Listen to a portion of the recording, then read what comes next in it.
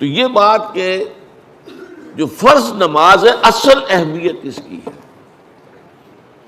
ہمارے ہاں عام طور پر مذہبی حلقوں میں اور خاص طور پر جو ذرا متصوفانہ انداز کے رنگ کے لوگ ہوتے ہیں وہ فرض کو تو بس ایسے ہی ادا کر لیتے ہیں کہ جیسے بس اس کی کوئی اہمیت نہیں ہے.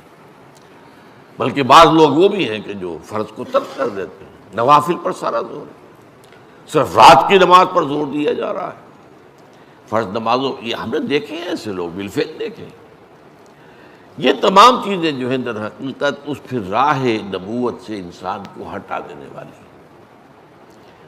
فرض کتنا فرض، نفل کتنا نفل. نوافل کے بارے میں جو ہے شریعت سے ثابت ہے، وہ تہجد بھی نافلۃ لک، حضور کے لیے تو لازم تھی، باقی کے لیے لازم نہیں ہے. جو قیام اللیل شروع میں تھا وہ لازم نہیں ہے. ہاں رمضان مبارک میں اس کی تشویق ہے، ترغیب ہے. وہ خاص ایک مہینہ ہے، اس میں دن میں کھانا پینا جو ہے وہ حرام کیا گیا، تو رات کو 2/3 رات یا 1/3 کم سے کم 1/3 رات جاگو اللہ کے قرآن کے ساتھ، اللہ کی کتاب کے ساتھ.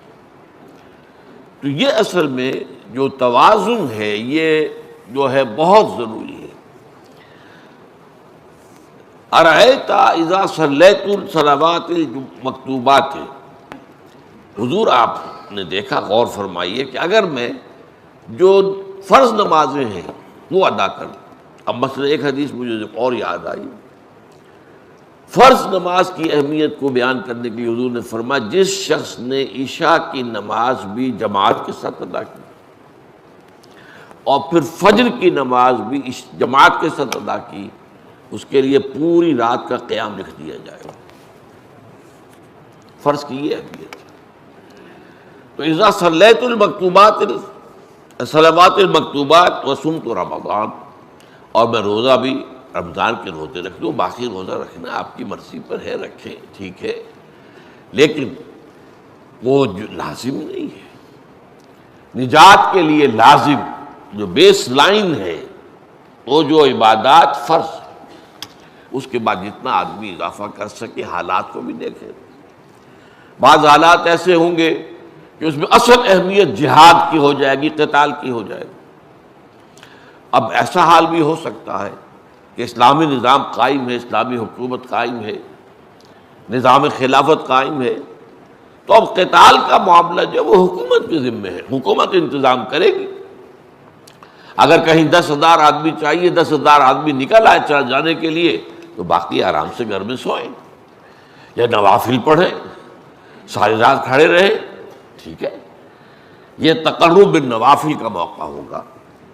لیکن اگر اللہ کا دین جو ہے وہ مغلوب ہے، پامال ہے، اسے پاؤں تلے رودا جا رہا ہے، شریعت کی دھجیاں بکھیری جا رہی ہیں، اوامر کا استہزاء ہو رہا ہے، اور جو منکرات ہیں ان کی تبلیغ ہو رہی ہے، اس وقت آدمی نوافل میں لگا رہے، وہاں تو فرض ہو جائے گا امر بالمعروف نہی عن المنکر، جہاد، اس کی جو بھی تقاضے ہوں، اس وقت سارے تقاضے اس کو بیان کرنے کا موقع نہیں ہے. اس اصل شے وہ ہوگی. اس فرض کو ترک کر کے نوافل میں لگیں گے، یہ نوافل منہ پر دے مارے جائے. اس کو بہت زیادہ نمایاں کرنے کے لیے میں مثال دیتا ہوں کہ ذرا سوچئے. جب دامن احد میں معرکہ جاری تھا اور صحابہ کی جان پر بنی ہوئی تھی، خود حضور کی جان پر بنی ہوئی تھی، آپ کو معلوم ہے آپ زخمی ہوئے ہیں اور اتنا خون آپ کا بہہ گیا ہے کہ آپ بے ہوش ہو گئے ہیں، اور خبر اڑ گئی کہ آپ کا تو انتقال ہو گیا، شہید ہو گئے. اس وقت اگر کوئی شخص مسجد نبی میں بیٹھا ہوا درود کی تسبیح پڑھ رہا ہو، یا کوئی اور نوافل ادا کر رہا ہو، یا قرآن پڑھ رہا ہو، تو اس کے بارے میں کیا حکم آپ کا ہوگا؟ پکا منافق.